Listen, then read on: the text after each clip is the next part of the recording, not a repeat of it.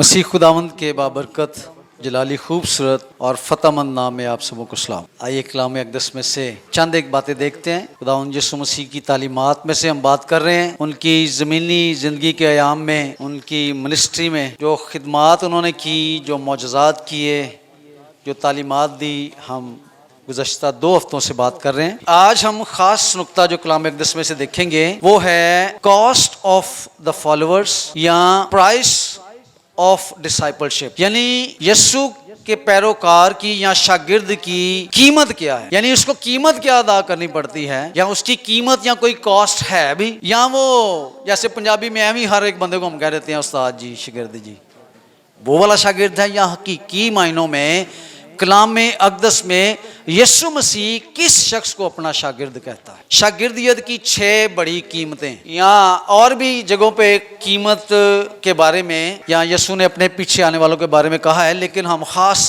6 جو ہے وہ پوائنٹ ان پہ بات کریں گے۔ ڈسائپل لفظ ہے جی بائبل مقدس میں خصوصی طور پر یہ نیو ٹیسٹمنٹ میں ایک ورڈ ہے۔ دنیا کے شاگردوں کے لیے شاید طالب علم یا اسٹوڈنٹ کا لفظ استعمال ہوتا ہوگا، لیکن یہ لفظ جب اس کو کھولا جائے اس کے اصل معنی میں تو یہ بتاتا ہے کہ یہ اسپیشلی یسوع مسیح کے فالوورز کے لیے اور 12 شاگردوں کے لیے استعمال ہوتا ہے، یعنی شاید کسی اور کتاب میں اس طرح سے ڈسائپل لفظ استعمال نہیں ہوتا۔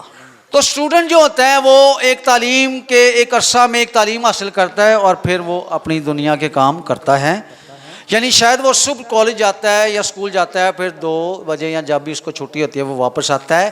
یسوع مسیح کا ڈسائپل ہونا وہ یہ بتاتا ہے کہ یہ ہر طرح سے اپنے استاد کا شاگرد ہے اور ہر وقت ہی شاگرد ہے۔ جی میرے ساتھ نکالیے گا متی کی انجیل 16واں باب اس کی 24ویں آیت پڑھیں ذرا۔ اس وقت یسوع نے اپنے شاگردوں سے کہا، یہ بات چیت چل رہی ہے اور تعلیمات چل رہی ہے اور یسوع کی منسٹری چل رہی ہے، اس نے شاگردوں سے یہ خاص بات کہی ہے۔ جی سنیے کہ اگر کوئی میرے پیچھے آنا چاہے۔ یسوع کے پیچھے بہت سارے لوگ آنا چاہتے تھے شوق نال بھی سر جی میں بھی تہاڈا شاگرد پینا چاہنا، تو 2 ہفتے آ گئے تو پھر چھٹی۔ جی تو اپنی خودی کا انکار کرے۔ اپنی خودی کا، ٹھیک ہے، ہم بلک لوگوں کو کہتے ہیں سر کوئی سیلف رسپیکٹ بھی ہوتی ہے، ہماری بھی کوئی سیلف رسپیکٹ ہے۔ جو یسوع کا شاگرد بننا چاہتا ہے اس کی کوئی سیلف رسپیکٹ نہیں ہے، ٹھیک ہے، وہ اپنی خودی سے انکار کرے، اپنی ڈگریوں سے ہیں، اپنی ایویں بناوٹ سے، اپنی ایویں صورتحال سے کہ میں بڑا یہ کر سکتا ہوں۔ جب وہ یسوع مسیح کا پیروکار بنتا ہے تو اس کو اپنا سب کچھ ترک کرنا ہے، اپنے اندر کی میں کو، اپنے اندر کے انسان کو، اپنی سرشت کو ختم کرنا ہے، تب جا کر وہ یسوع کا شاگرد بنتا ہے۔ پورا ذرا پڑھ دیں پھر سے۔ اس وقت یسوع نے اپنے شاگردوں سے کہا کہ اگر کوئی میرے پیچھے آنا چاہے تو اپنی خودی کا انکار کرے۔ بھائی شرط یہ ہے، اور کوئی میرٹ نہیں ہے کہ اتنی ڈگری ہو یا اتنے سال کا پڑھا لکھا پادری ہو یا اتنے رہدیے دینے والا ہو۔ ایک ہی شرط ہے، ایک ہی میرٹ ہے کہ اگر کوئی میرے پیچھے آنا چاہے تو وہ کیا کرے، اور یہی انکار کرنا ہمارے لیے مشکل ہوتا ہے۔ کئی دفعہ ہم کسی کو کسی کے اچھے کے لیے کہہ دینا کہ بیٹا یا بھائی آپ یہ بات درست کریں، یا چرچ کے تعلق سے ہی، تو غصہ کر جاتا ہے کہ لو جی ہن مینوں انج آکھیا ہے۔ یسوع مسیح ڈائریکٹلی یہ کہہ رہے ہیں کہ اگر شاگرد بننا ہے، اگر میرے پیچھے آنا ہے، اگر میرے جیسا بننا ہے تو پھر سب سے پہلے اپنی خودی کا انکار کرنا ہے۔ تو کیا اس ٹیچنگ دینے والے، تعلیم دینے والے نے بھی اپنی خودی کا انکار کیا کبھی؟ بتائیں۔ اس نے اپنے آپ کو خالی کر دیا اور وہ آسمانوں کی اس شان و شوکت کو، اس اپنی حیثیت کو چھوڑ کر، لکھا ہے کہ وہ اگرچہ خدا کی صورت پر تھا لیکن پھر بھی اس نے اپنے آپ کو خالی کر دیا اور خادم بن گیا، انسانوں جیسا بن گیا، اور وہ چاہتا ہے کہ جو اس کے پیچھے چلے وہ بھی اس طرح کا انکار کریں، اپنی خودی کا انکار کریں۔ خودی کیا ہے؟ تھوڑی سی بات کر کے پھر اگلی ایک پرائس پہ چلتے ہیں۔ جی خودی کیا ہے؟ اپنا پن، اپنے بارے میں سوچنا، اپنے آپ کو نمایاں کرنا، اپنا ہی خیال رکھنا، ٹھیک ہے، اور اپنی انا میں رہنا، اپنے ایٹیچیوڈ میں رہنا، اپنے ہی فائدے میں دیکھنا، लेकिन यीशु मसीह के पीछे आने वाला शागिर्द वही शागिर्द है जो यीशु की तरह अपनी खुदी का इनकार करे। हमारे लिए मुश्किल होता है अगर हम सीनियर पास्टर हों या कहीं चेयरमैन हो या इंचार्ज हों, तो हमें अपने ओहदे से अगर उठ के किसी नीचे ओहदे पर बात करनी पड़े या काम करना पड़े, तो फिर हम शायद ये कहते हैं कि क्या हुण मैं इन्हां दे थल्ले काम करांगा, हैं जी। तो फिर क्या है, यीशु ने ये नमूना दिखाया कि उसने अपने शागिर्दों को अपनी लाइफ से ये सिखाया कि खुदी का इनकार कैसे होता है। आपको पता है शागिर्द जब फसा खाने के लिए बैठे, और आइंदा दिनों में हम भी फसा की ईद या वो शाम मनाएंगे, फसा का खाना, तो उसमें क्या हुआ है कि वो एक घर में है और यहूदी तिहारत या उनके रूटीन के मुताबिक या रवायत के मुताबिक जब वो खाना खाने बैठते थे तो वो हाथ धोते थे, हाथ पांव धो के खाना खाते थे। और ये अब सब शागिर्द हैं और उसमें यीशु मसीह भी हैं, और वक्त आन पहुंचा कि वो खाने की मेज़ पर या दस्तरखान पर बैठे, यू नो कि कोई भी शख्स किसी के पाँव धोने के लिए तैयार नहीं था। ऐसा ही है, मैं गलत तो नहीं कह रहा। आज भी अगर खादमीन, गुस्सा ना कीजिएगा अगर रिकॉर्डिंग में भी सुन रहे हैं, तो सिर्फ हम साल में वीडियो के सामने या कैमरे के सामने हाथ धोते हैं, रियल लाइफ में शायद हम लोगों के पाँव धोने से गुरेज करते हैं।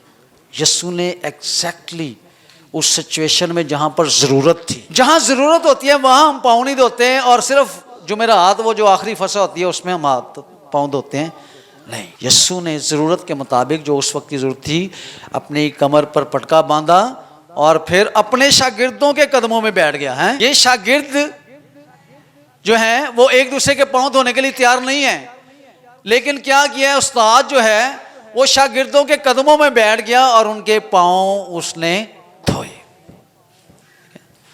और आज अगर हम कुछ थोड़े से उस्ताद बन जाएं तो हम कहते हैं लो जी हम उस्ताद हैं, हम उस्ताद हो के ये बात करें।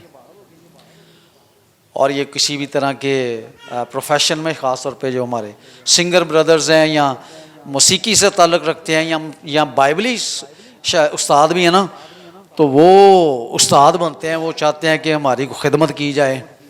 कुछ चार बंदे इधर होन, एक ने बैग फड़िया होए, कुछ तो मैंने देखा कि कई पादरी अपने मोबाइल भी दूजिया सैकटरी ने फड़ाए होंगे ने, तो एक ने बैग फड़िया, एक ने की फड़िया, एक ने की, तो वो चाहते हैं कि ऐसे उनका ठाट बाट हो तो फिर वो जो है उस्ताद लगें।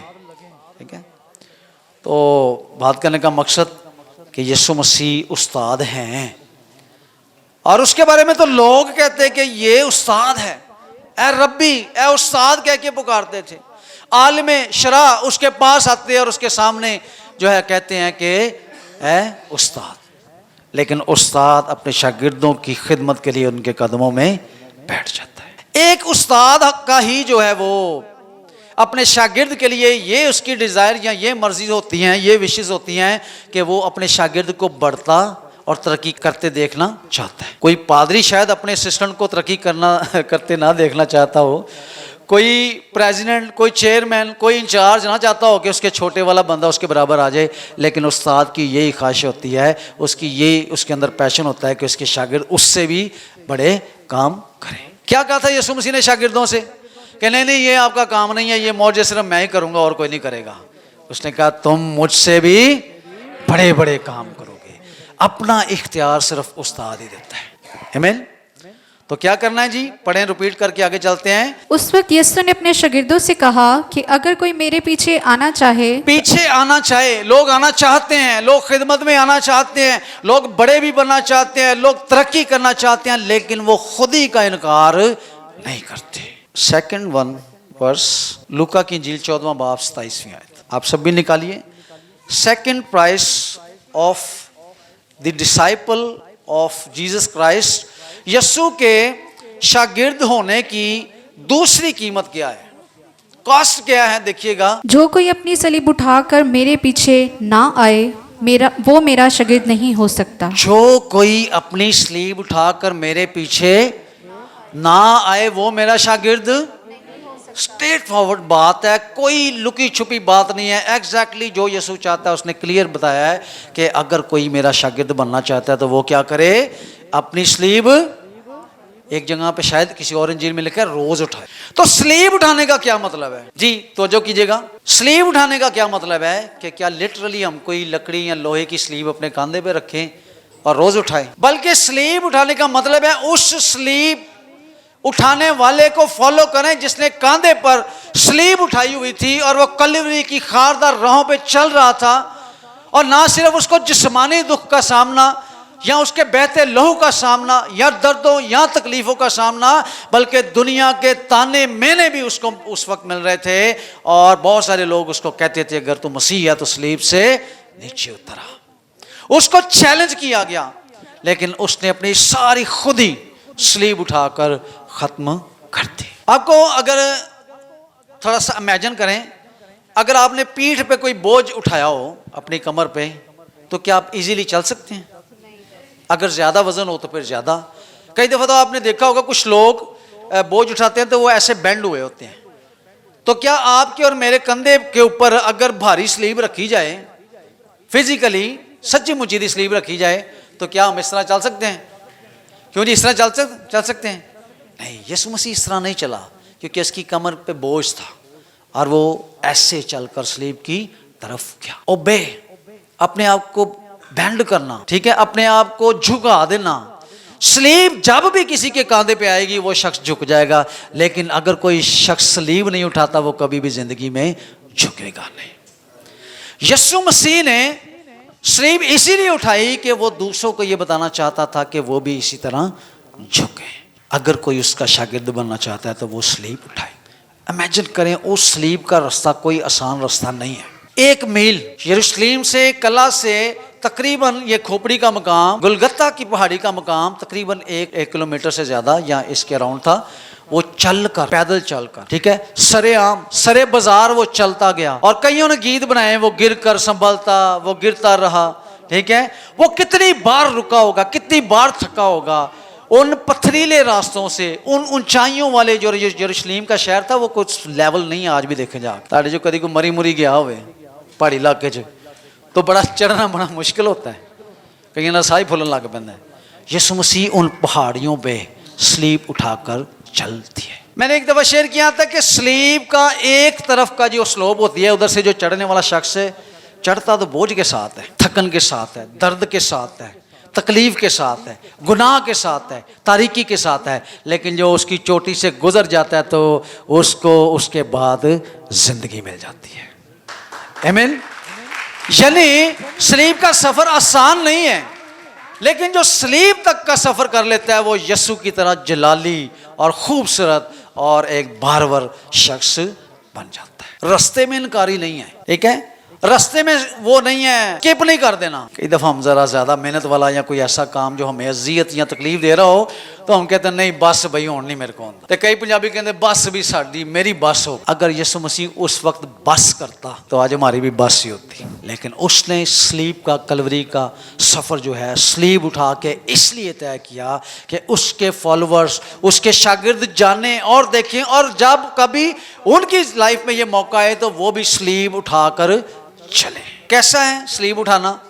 سلیب اٹھانا ہے دکھ، درد، تکلیف برداشت کرنا، تانے برداشت کرنا، گالیاں برداشت کرنا، تھپڑ برداشت کرنا، اپنی کمر پہ بوجھ برداشت کرنا، اپنی کمر پہ لہو کو برداشت کرنا. یہ ساری چیزیں لٹرلی سلیب اٹھانے کو پیش کرتی ہیں. دنیا میں فیشن بھی ہے اور لوگ شوق سے بھی پہنتے ہیں، لوگ گلے میں سلیب ڈالتے ہیں. یسوع نے یہ نہیں کہا کہ جو گلے میں سلیب اٹھائے، اس نے کہا کہ وہ سلیب اٹھائے. پہننے سے کوئی مسیحی یا فالوورز یا خودی کا انکار نہیں کر سکتا، بلکہ سلیب اٹھانے سے. اور اب یسوع مسیح لٹرلی کوئی بوجھ یا بھاری سلیب اٹھانے کے لیے نہیں کہہ رہا، بلکہ آپ کا رویہ، آپ کا کردار، آپ کی سچویشن، آپ کی خدمات، آپ کا سب کچھ وہ یہی پیش کرے کہ آپ سلیب اٹھا کر چل رہے ہیں. 3rd ورس ہے، دیکھیے گا جی، یوحنا کی انجیل 8واں باب 31ویں آیت. تیسری پرائس، تیسری قیمت کلام 1:10 میں سے دیکھیں گے. شاگرد تو بہت بننا چاہتے ہیں آج بھی. کوئی بڑا یا اسکالر ویلن کے کہیں گے میں تو شاگرد بنا ہے. اس بڑے اسکالرس کی لائف کو بھی دیکھیں، اس کی محنت کو دیکھیں، اس کی خدمت کو دیکھیں، اس کی زندگی کے پہلوؤں سے دیکھیں، ٹھیک ہے. پھر آپ اس جیسے استاد بھی بن سکتے ہیں، کیونکہ یسوع مسیح نے فرمایا کہ شاگرد استاد سے بڑا نہیں ہوتا لیکن اس کی مانند ہوتا ہے۔ یسوع چاہتا ہے کہ اس کے شاگرد اس جیسا کام کریں اور پھر اس کی مانند وہ ٹھہرے، لیکن اس کے شاگردوں نے اس کی اہمیت بڑھائی کہ انہوں نے اس جیسے کام کر کے، اس جیسی باتیں، اس جیسے کام کر کے دنیا کو تبدیل کیا۔ آمین۔ آج جتنے بھی کرسچن دنیا میں موجود ہیں وہ سارے کے سارے یسوع مسیح کے فالوورز، شاگرد، اپوسٹلز جو اس کے رسول تھے، ان کے وسیلہ سے ہیں۔ تو کیا نہ ہو کہ آئندہ 10 سال بعد یا 20 سال بعد جو ہمارے شاگرد ہوں وہ اور زیادہ شاگرد بنائیں، ٹھیک ہے، وہ اور زیادہ بنائیں، اور یسوع کے آنے تک یہ شاگردیت کا عمل چلتا رہے۔ آئیے مل کر یسوع مسیح کے شاگرد تو ہیں لیکن حقیقی بنیں، اور جتنی 6 پرائز ہم نے دیکھی ہیں ان کو اپنی زندگی میں لیں تاکہ ہم خدا کو خوش کر سکیں۔ God bless you.